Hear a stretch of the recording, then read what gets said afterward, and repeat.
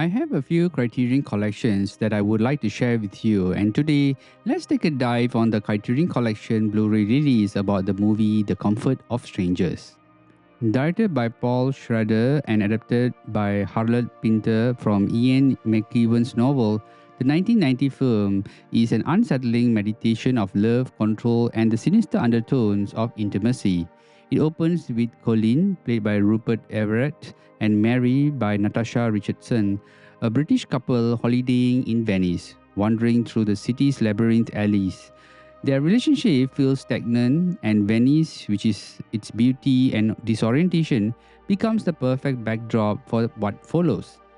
Their chance encounters with Robert, played by unnerving charm by Christopher Walken, and his wife Caroline, played by Helen Mirren, sets off a spiral of psychological entrapment.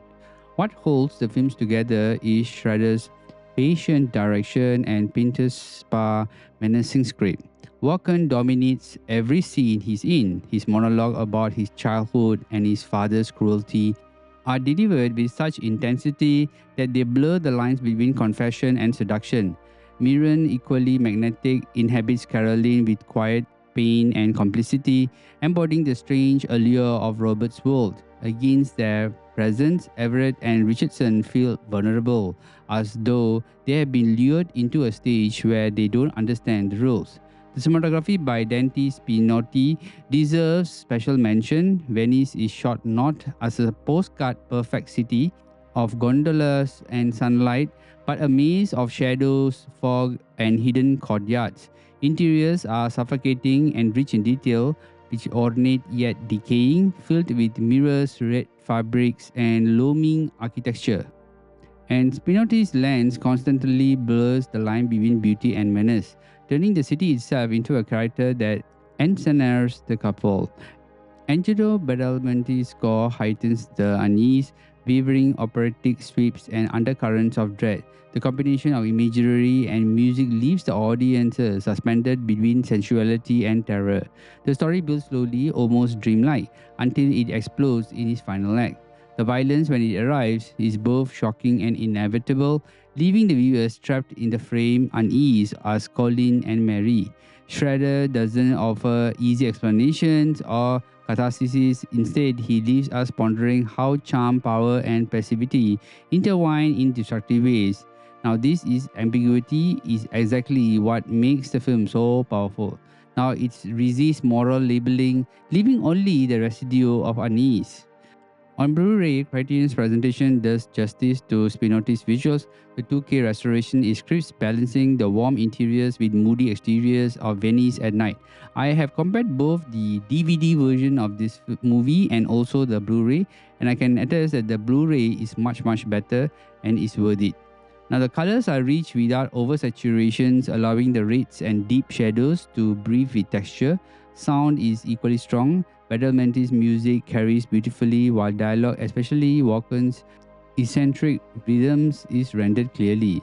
The supplements on this Criterion release elevate it further. Interviews with Schrader and Spinotti offers insights into how they approach the adaptation, particularly in portraying Venice as both beautiful and menacing.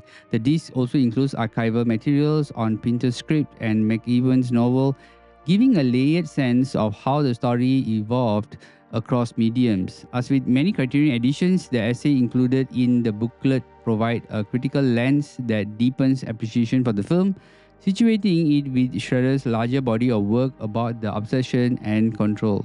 Now, this is not exactly looks like a book, but then it's like a so-called a mini poster. So you have all the literature that you need about this movie. So if you have bought the DVD version, now this literature, poster or material is actually slightly a bit larger than the one that you will find in the Blu-ray. Now, apart from that, I think it's much better to just go for the Blu-ray version because the HD quality of the movie is much better.